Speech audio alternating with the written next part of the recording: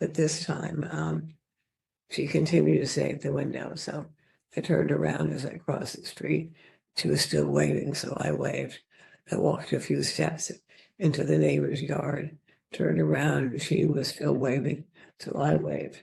I cut across the yard, about to climb over the stone wall, and I thought I saw her still waving, so that was very unusual behavior, but I didn't think anything of it.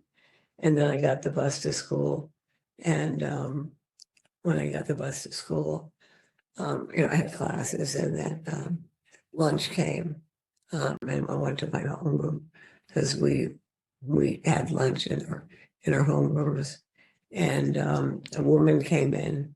I finished my sandwich, had an ice cream sandwich. A woman came in from the office and looked at Mr. Luce, that was the homeroom teacher, and then looked at me, and they whispered, and then Mr. Luce said, when after the secretary from the office left, Mr. Luce said, "Karen, when you finish your lunch, go to the office. They need to see you."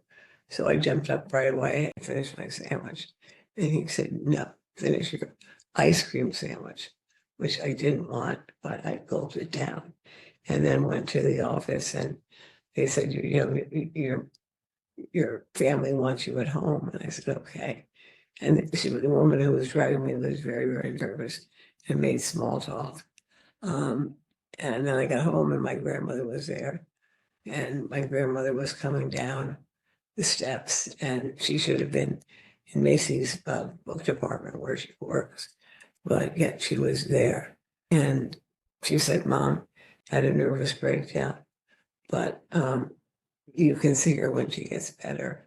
And I thought that made me feel like okay at that moment, because I heard other women that had nervous breakdowns. I thought maybe it's something that just happens to people. But then 2 days later, my father stood before me. I was on the sofa watching television.